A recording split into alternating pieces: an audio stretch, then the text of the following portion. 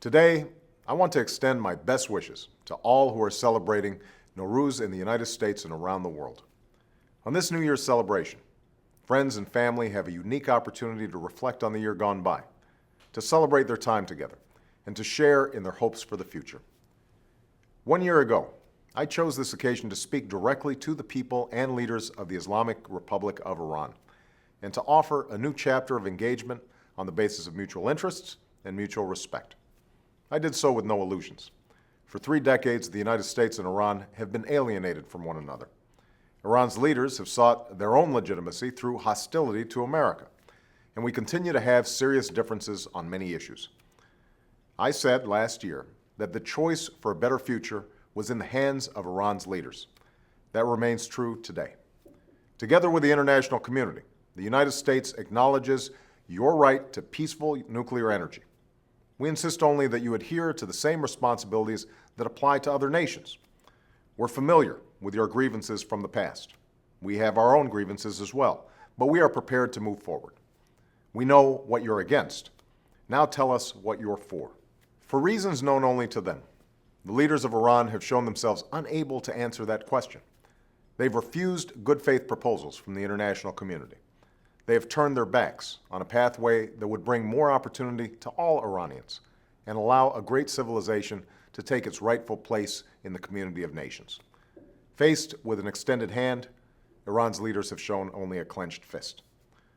Last June, the world watched with admiration as Iranians sought to exercise their universal right to be heard.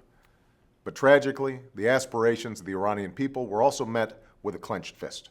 As people marching silently were beaten with batons, political prisoners were rounded up and abused, absurd and false accusations were leveled against the United States and the West, and people everywhere were horrified by the video of a young woman killed in the street. The United States does not meddle in Iran's internal affairs.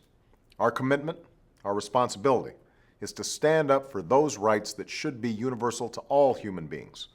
That includes the right to speak freely, to assemble without fear, the right to the equal administration of justice, and to express your views without facing retribution against you or your families. I want the Iranian people to know what my country stands for. The United States believes in the dignity of every human being and an international order that bends the arc of history in the direction of justice. A future where Iranians can exercise their rights, participate fully in the global economy, and enrich the world through educational and cultural exchanges beyond Iran's borders. That is the future that we seek. That is what America is for. That is why, even as we continue to have differences with the Iranian government, we will sustain our commitment to a more hopeful future for the Iranian people. For instance, by increasing opportunities for educational exchanges so that Iranian students can come to our colleges and universities, and through our efforts to ensure that Iranians can have access to the software and internet technologies that will enable them to communicate with each other and with the world without fear of censorship. Finally, let me be clear. We are working with the international community to hold the Iranian government accountable because they refuse to live up to their international obligations. But our offer of comprehensive diplomatic contacts and dialogue stands. Indeed, over the course of the last year, it is the Iranian government that has chosen to isolate itself and to choose a self-defeating focus on the past over a commitment to build a better future. Last year, I quoted the words of the poet Sadi, who said, "The children of Adam are limbs to each other, having been created of one essence."